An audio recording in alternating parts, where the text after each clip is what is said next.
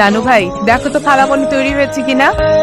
ভারী দুষ্ট আমার মেয়েটা। তা শুনলাম ঢাকায় থাকা হয়। জি।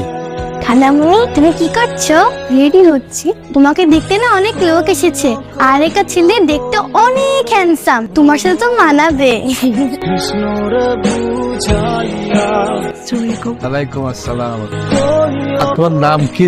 অনন্যা চৌধুরী। ও, আমার মনে হয় ওদেরকে একটু আলাদা করে কথা বলতে দেওয়া উচিত।